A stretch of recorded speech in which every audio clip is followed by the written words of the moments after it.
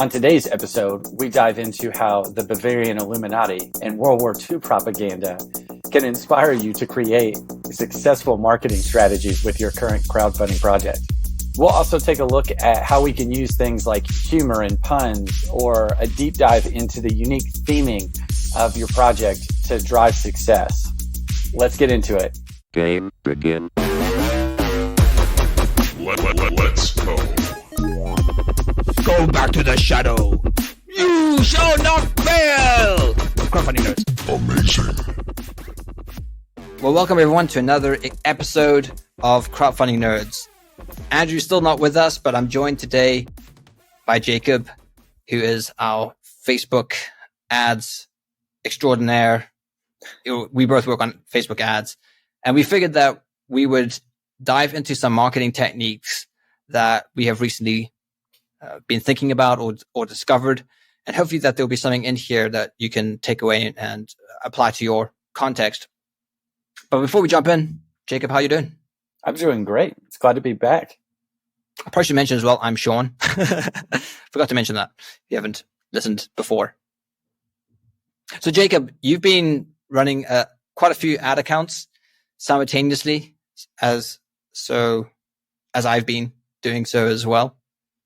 Yeah. Is there anything that through all these different types of ad accounts that sticks out to you? But maybe before we even get into that, maybe talk about the different types of ad accounts, because we have like different goals with ad accounts, right? So maybe you want to break that down in terms of the different kinds of ads you're running, and maybe that's probably going to impact the different messaging that we have. Yeah, I'm running quite a few different ad accounts. Primarily, we see, at least for me, three main different ad types that we're doing. And one of those is pre-marketing ads, which is a build-up to your Kickstarter or crowdfunding launch, to where we're trying to build out your email list and followers. Then we have live ads, which would be ads that we are running once you are actively in a crowdfunding campaign. And the goal a lot of times with those ads is to get people to your crowdfunding page and try to convert them into backers. And then the last one would be e-commerce ads. Is once your product is finished, whether it's gone into late pledge or it is available for purchase now, and working to try to drive sales through a web store. And then when it comes to Facebook as a platform and Instagram, what do you think Facebook is best at in terms of those three different periods of someone's advertising journey? What do you think? Where do you think Facebook really shines? I would say Facebook is really great for the pre-marketing side of things. I think it's a lot easier to track some of your results with your pre-marketing ads, as we're typically trying to monitor leads. And typically for us, what we define as a lead would be someone that becomes a subscriber, usually through your landing page. And Facebook does a pretty good job of being able to allow us to track those conversions. So I feel like with a lot of pre-marketing ads, you get a quicker turnaround in analyzing what's working and what's not working, as opposed to some of the other ad types. It's not quite that the visibility is there. I think the visibility is great across whether you're doing pre-marketing or live ads or e-commerce. But being able to track the success of some of your metrics is easier when you're in the pre-marketing stage as opposed to some of the others. And that can be due to a couple different factors.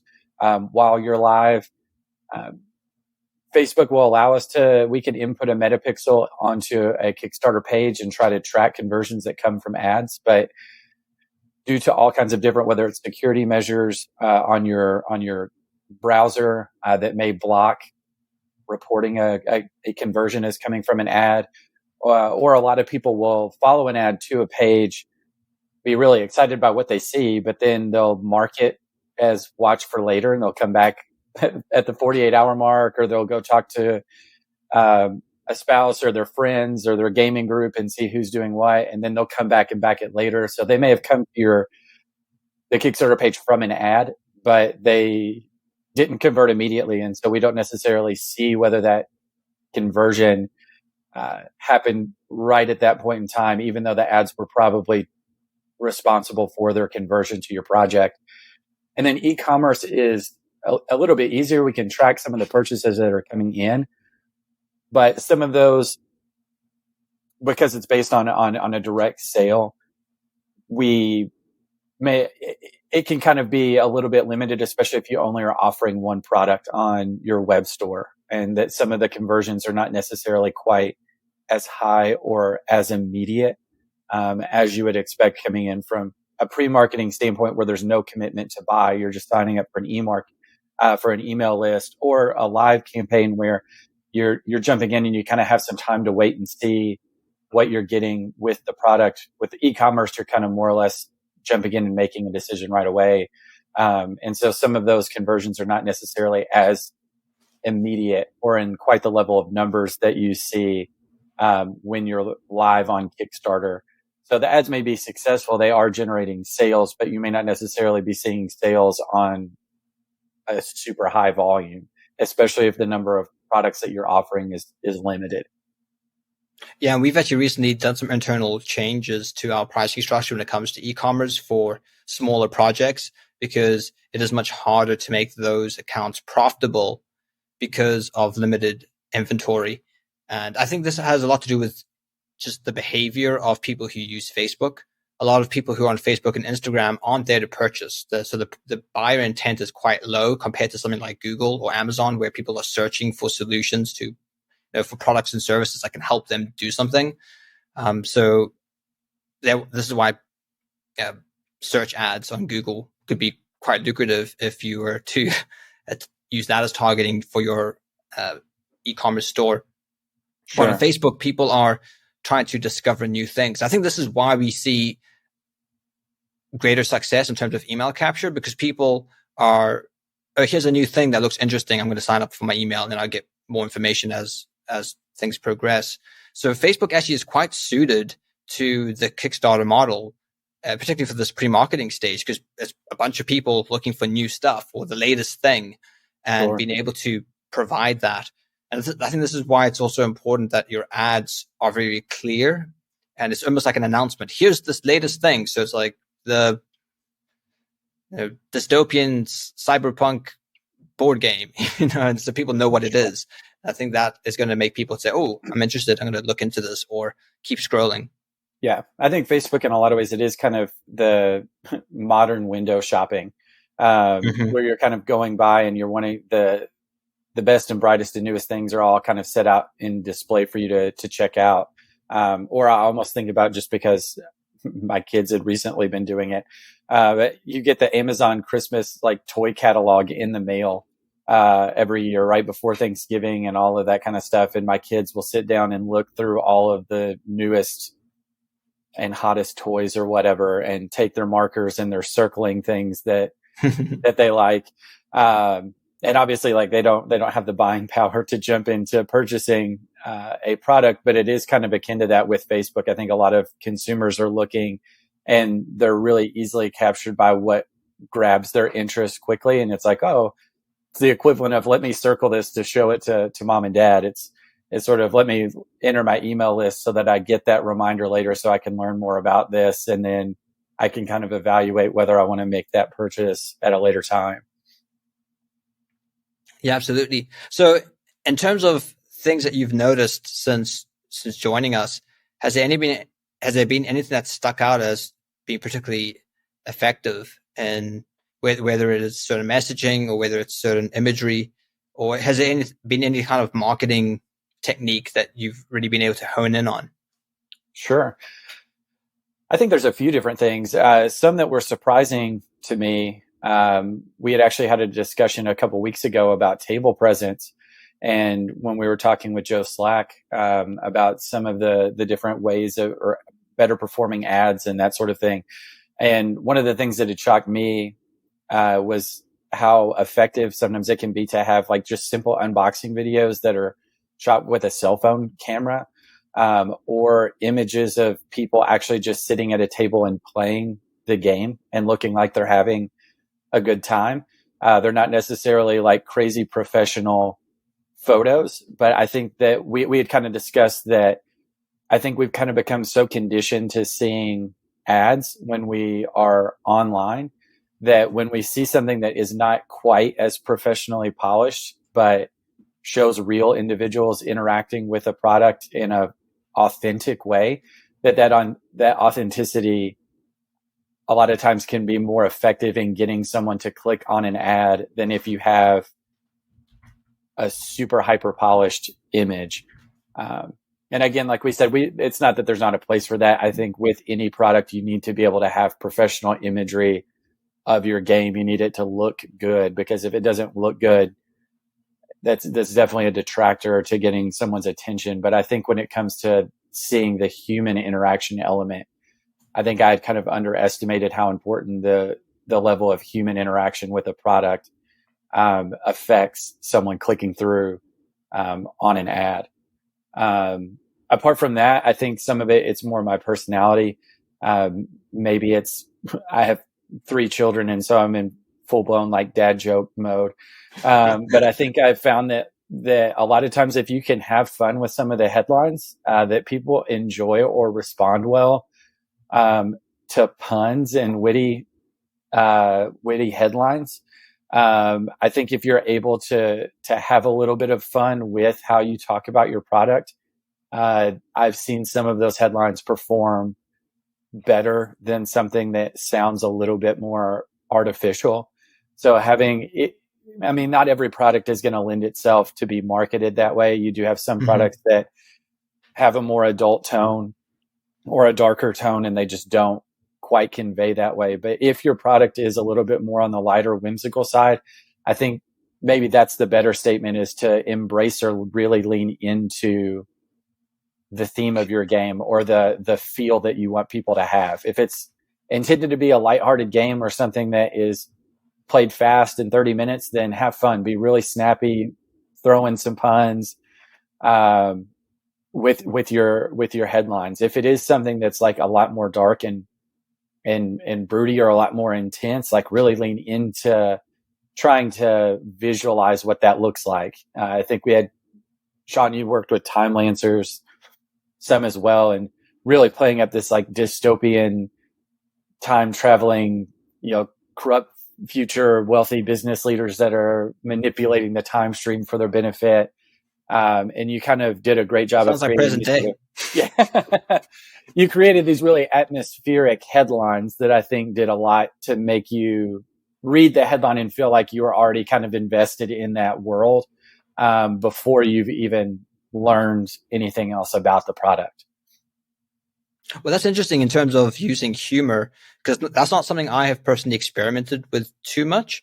So could you give an example of a particular headline, maybe for a particular game that just worked really well, that had a humorous pun? I know we did joke we didn't use it with a game, but we had a game about classical musicians, and you could choose from like Mozart or Beethoven or all of these other individuals that you could play.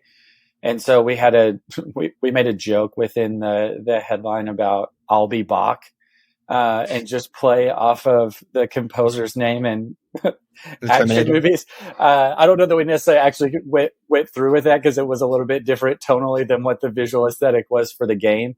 But I do think using humor is important. I'm just reminded of an ad I saw recently. I took a screenshot of it because it was quite funny, and it was a very bad image. It was literally created on Microsoft Paint, a very crudely drawn kind of meme. And it was about game developers living at home in their basement, in their mom's basement.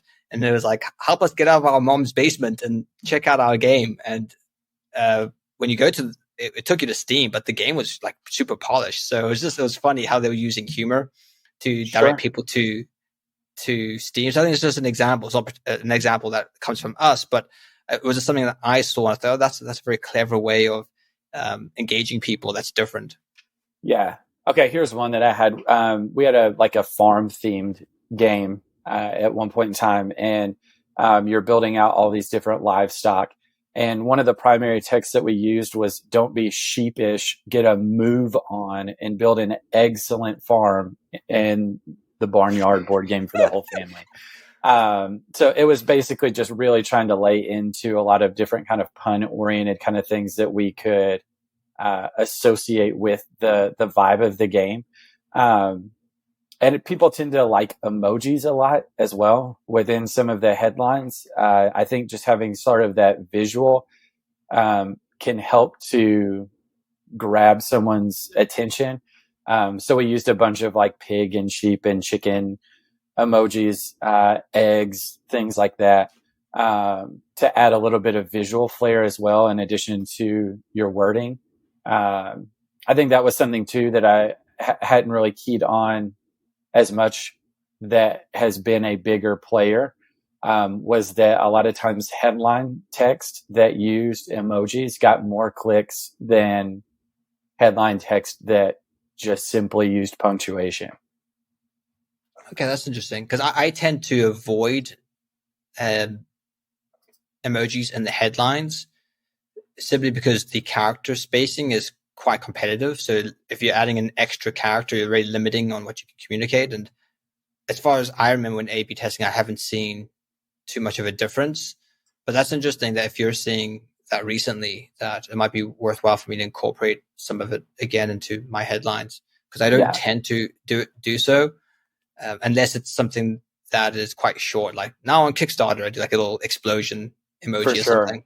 I do think it is definitely better when you've got an already short headline. I don't know that I would necessarily sacrifice character space just to have the emojis.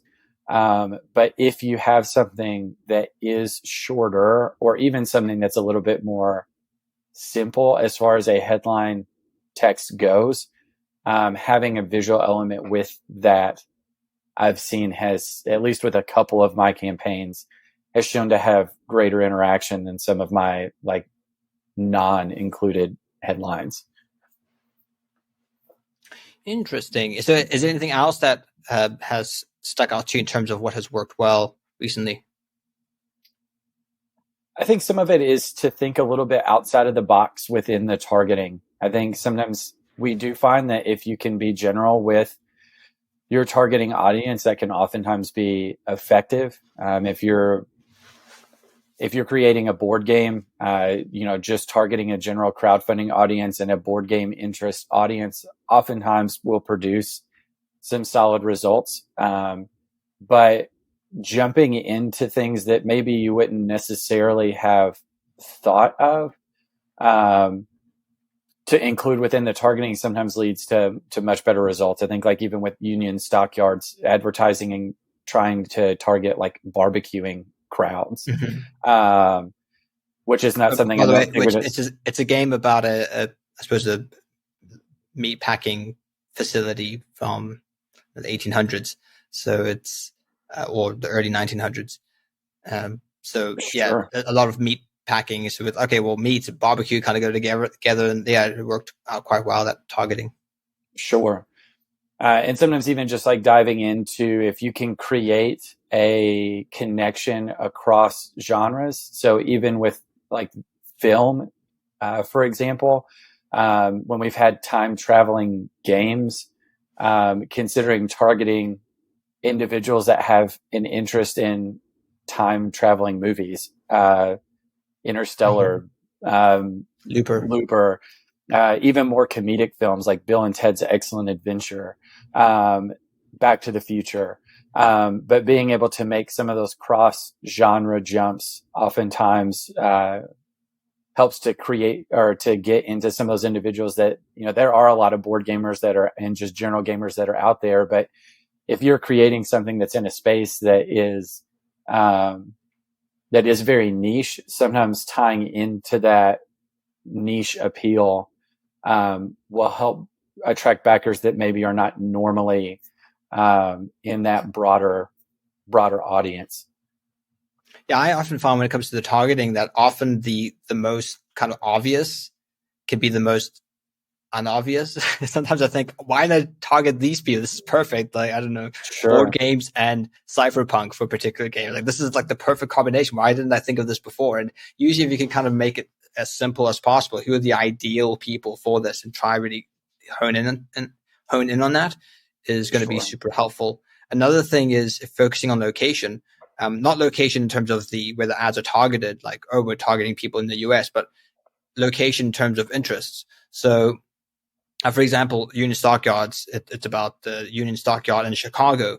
So we've found success targeting people who have interest in Chicago and board games because it's a board game about Chicago. So that's just an example. Your game might be set in medieval Europe. So you might find people who have interest in medieval Europe or Europe so location can also be like, where's your game set, and targeting people with interest in that location. So I know we once had a game that was kind of like a Teenage Mutant Ninja Turtle style game based in New York. So we targeted people who had interest in New York because obviously the game has a lot of kind of iconic buildings and it's based in New York. So you might find people that who are into board games that also live in New York or have interest in New York can be a happy marriage there. So that's, I think, another interest that which you often wouldn't think about. Now, obviously, this isn't going to apply to all games. Some games are set in the future or in made-up lands, but if your game is set on a real-world location, so that's something that you should certainly try targeting. Absolutely. We saw that with Kavango, was a game that we recently did that was about building out wildlife reserves. And the game creators, that's their job. They live part-time in Botswana, or maybe it's even full-time. But they were inspired by a lot of different wildlife conservatories throughout the continent of Africa. So even we created specific targeting, like with some of those game reserves or with wildlife expeditions, and saw a high return from those targeted ad sets. Yeah, it's quite clever because there's going to be people who have been on safaris and they want to kind of remember that experience. Oh, there's a board game that can help me remember my past experience of going on safari. So it's an interesting, and it could be the same with these locations. People who've been on holiday to Japan, suddenly there's a Japanese styled board game. It's going to remind me of my time in Japan or whatever. So I think that's why the location can be helpful, because it's a way of connecting people's past experiences with the brand or product that's going to help them connect with it and influence their ability to make a decision to back or purchase in the future. Sure. And I think maybe one of the next things that I would say I've learned, and maybe this is just general advice, is really lean into what makes your product unique, or why should someone care about your product over another. Especially for me, because I do tend to be a big theme-oriented individual when I'm looking at games. There are definitely just certain themes that I'll gravitate more towards than others. I think if you've got some uniqueness to your theme, really lean into that. Union Stockyards is a great example. I know we keep bringing that up. But there's not a whole lot of games about the meat trading industry. It's a very unique theme. And so lean into that. Whereas on the flip side, like, we do see a lot of fantasy themed products, and I love fantasy themed products. So I'm definitely like the prime target, market for a lot of those games, but there are a lot of them. There's a whole lot of them. So what can you lean into? What are you showing off that is a little bit more unique about your particular fantasy genre that you're kind of targeting? Is a certain character type that's a break from tradition, or is the setting of your fantasy world slightly different? And being able to show off those unique assets within your visual offerings will definitely create more effective conversions, because I do think there are a lot of people, even if you are primed to be that target audience, there is sometimes an oversaturation of particular themes that it really takes leaning into the unique offerings of your particular product to really get some of those tough sells, to get someone to convert, to follow through, to become a backer. Yeah, it reminds me of a campaign we did a while ago. It was about dice, and they had all these different dice sets, but they had one particular dice set that glue in the dark. It's like, oh, these are the ones you have to market. And we basically solely focused on their glow in the dark dice sets, and they just crushed it far more than anything else that we tried. I mean, we kind of focused the entire advertising around these glow in the dark dice sets because or so unique, and they just stood out. As soon as you scrolled and you saw them glow in the dark in these kind of pictures, people were like, I want this. So I think there's an Yeah. example where you have dice, which are super common, but these dice are doing something very unique that they glow in the dark, which is cool. For sure. Cool. So I've been learning things as well, but I try, if you've listened to past episodes, I'm a big believer in reading various books or encountering various materials which are outside of direct marketing advice. So reading books on history or philosophy or psychology, and then taking those ideas and bringing them into what you're trying to do. Because if you think about what advertising seeks to do, it's actually a form of behavior modification. The goal is to try and change someone's behavior. It's to try and convince them to take a certain action or do something. So understanding human behavior then becomes really important for the marketer. And there's obviously good applications of this or wholesome applications of this. And then there's obviously destructive or bad applications of this. One being propaganda, right? Propaganda very clearly has a political emphasis that is designed to get people to believe certain things so that they will do certain things. There's this kind of insidious nature to propaganda. So it's like a dirty word. And that's why the word propaganda was changed to public relations. So if you have a public relations department in your company, or if you know of, this is a PR person, that they're basically a propagandist. Like that's the word was changed by a guy called Edward Bernays, who created the PR public relations department because of the bad taste that propaganda received really during World War II. And so I've been spending a lot of time looking at World War II because it's really where I suppose propaganda kind of just was mastered by the Allies, mastered by the Nazis, the communists, and Russia used propaganda. So if you can look at something like propaganda, which is you could say an evil or insidious way of behavior modification, you can learn things about it, and you can either say, okay, well, there's an element here that I can apply in a positive sense to what I'm trying to do in terms of marketing my game. But there's also an element where, okay, if this is the evil way of doing it, if I invert this, do I have a productive way of doing this? So I've been going down a bit of a rabbit hole. And one book I actually read, and I was surprised to find a marketing tidbit in it. And it's a book about the Illuminati. I was like, here's the marketing advice I got from the Bavarian Illuminati. For those who don't know, because there's a lot of memes around that, the Bavarian Illuminati or the German Illuminati was an actual secret society that was uncovered by the King of Bavaria that was trying to overthrow the German government at its time, led by a guy called Adam Weishaupt, who was a university professor, I think in the University of Ludwig.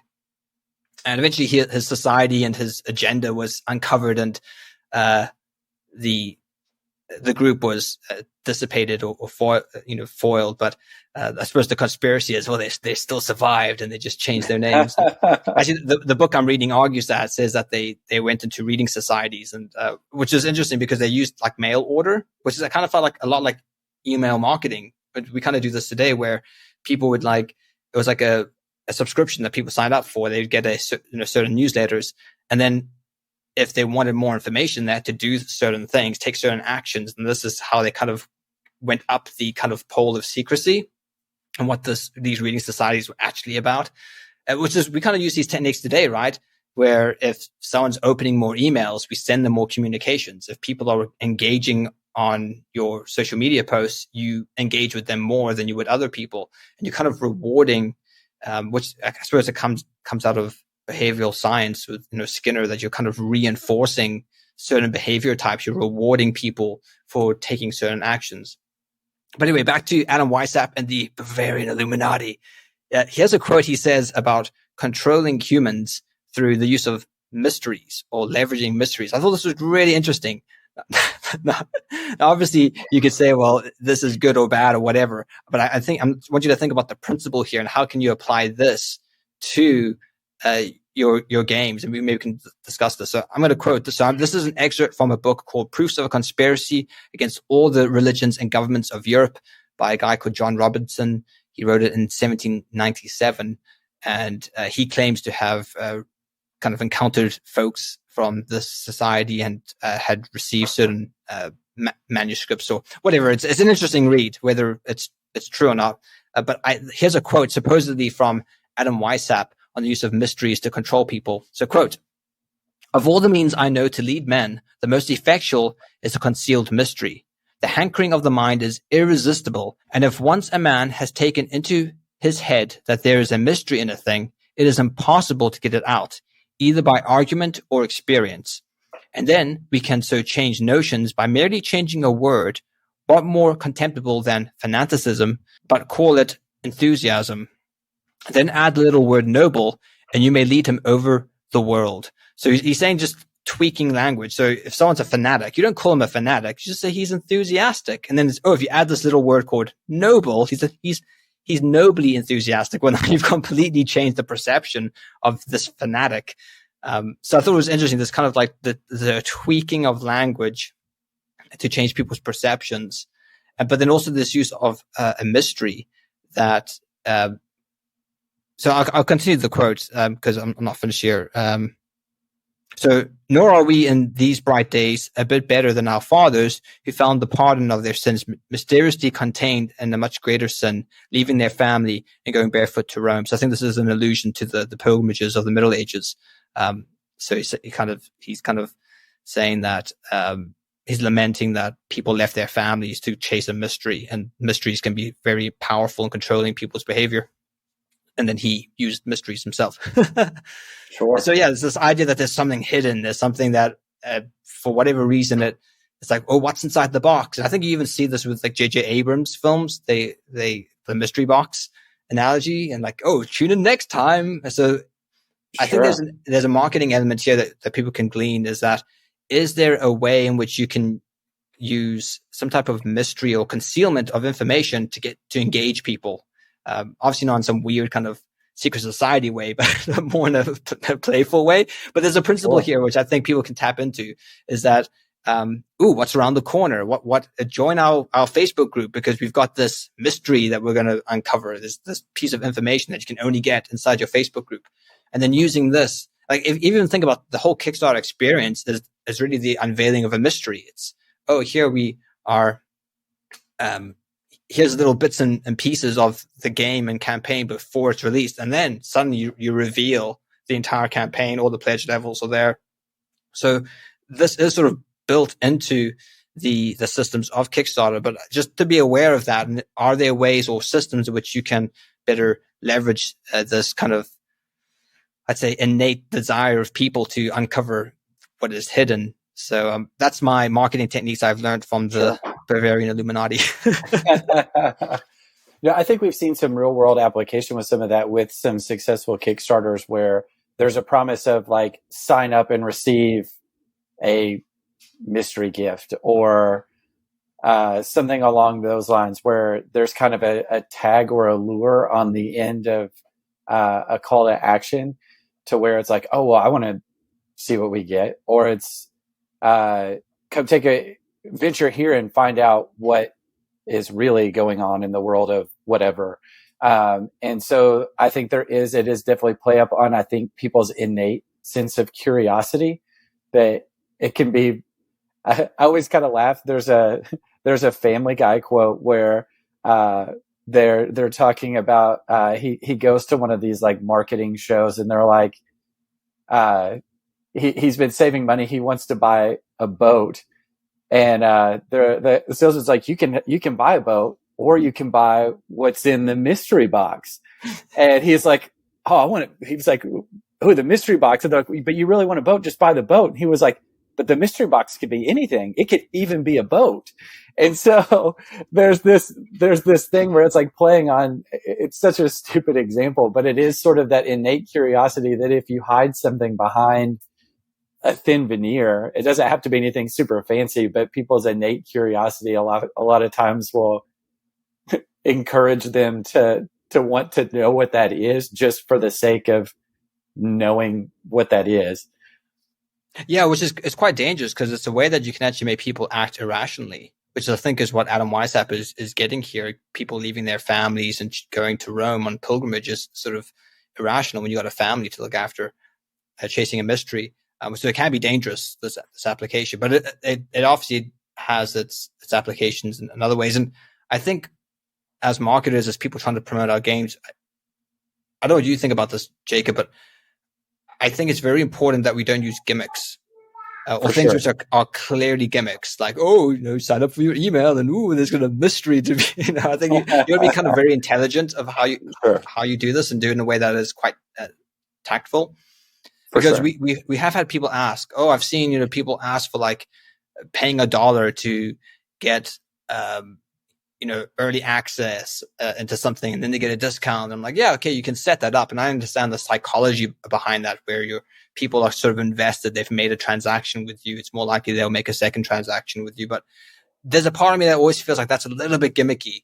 And I see it could rub people the wrong way, where they could see right through that. Or this is clearly just a marketing gimmick. It's a marketing technique. And I think you want to be very careful of anything that kind of comes across as being like that, being a gimmick. So I think when we point out examples of using mystery to build intrigue and get people to take action, it probably is going to vary depending on people's projects. I don't think there's going to be, just do this one thing, or here's the formula for it.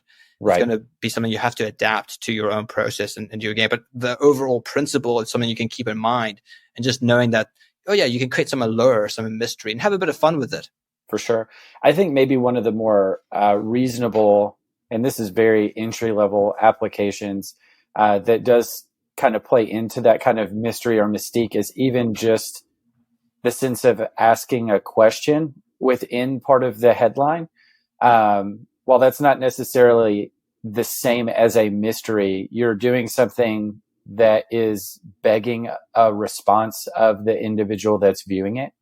So it can be something as simple. I think we do this a lot. A lot of times we'll create a set of headlines where it is like it's the cyberpunk dystopian board game, but we might also use a headline that's like, how will you change the future, or how will you change the past, to where it's not necessarily like a major mystery, but it's the phrasing itself. By phrasing it as a question, immediately sort of starts to get the viewer, maybe even subconsciously, to start thinking about their answer to that question.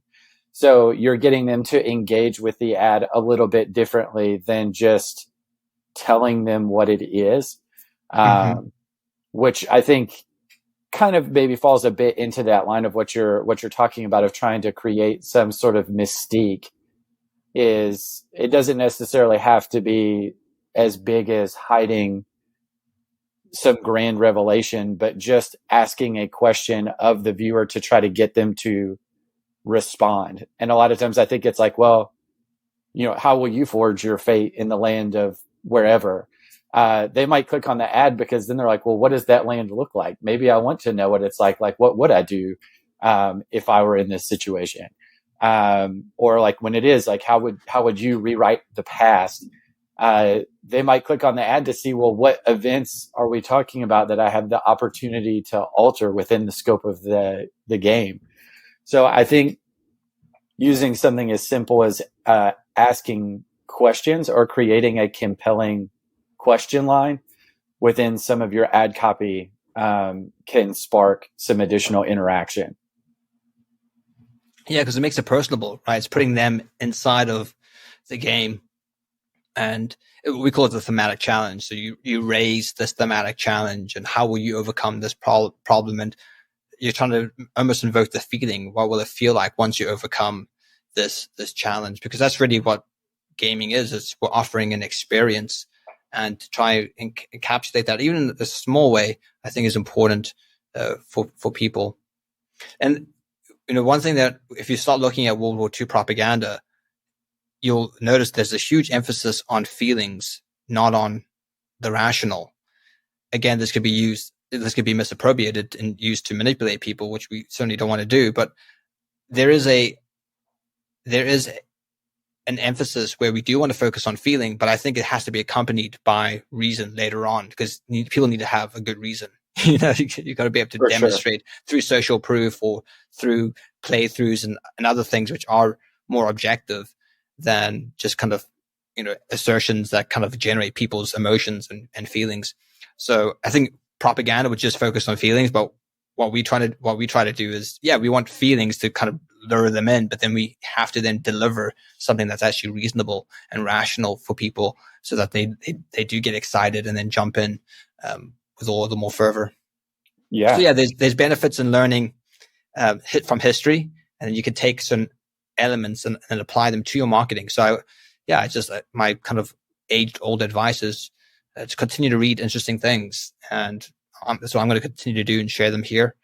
But if you have any interesting insights of things that you've learned you'd like to share that maybe have come from kind of left or like strange locations or out of field things, then make sure to share them in the Crowdfunding Nerds community. We'll include a link in the show notes. And Jacob, you want to end with anything? I would just say I would follow up and agree with your point. I think one of the biggest things that we can do to help push our success is to constantly have an attitude of wanting to learn or being open to new ideas. I think especially with a lot of the games and stuff that we produce, they're immediately a passion project for us. And I think we expect, great success with any idea that we run with. But I think it's one of those things, like if you allow yourself to look outside the box or be challenged to approach things slightly differently than maybe you had been thinking, that you might find more creative ways to reach audiences that you hadn't exactly considered or thought about. And I do think that's one of the benefits of reading, is that you're putting yourself in a position to constantly be learning and to expose yourself to individuals, especially outside of the field that you're coming from. Because I do think there is a lot of benefit from, like you had mentioned, that you're reading a lot of books on, like, whether it's philosophy or history, that we wouldn't maybe necessarily assume has a direct correlation to what we're doing. But the more you get into it, it's your mind starts to pull from those things, like, oh, I could make something work here. I had never considered something that way. So I think it's sort of one of those things, having an attitude of always wanting to be a learner, kind of that sort of always a student, never a teacher kind of thing. And in a lot of ways, that you're always putting yourself in a position that I can learn something that I didn't know before today. I think goes a long way towards helping drive your success. Yeah, absolutely. Well, that's all the time we have for this week's episode of Crowdfunding Nerds. For more resources, articles, and to listen to past podcasts, please visit us at crowdfundingnerds.com. And if you have a crowdfunding question, we also have a page on our site where you can send a message directly to us. Please visit crowdfundingnerds.com/question. And if your question is a great question, we may include it in a future podcast. Thank you all again for listening to this week's episode, and we'll see you next week. Stay nerdy.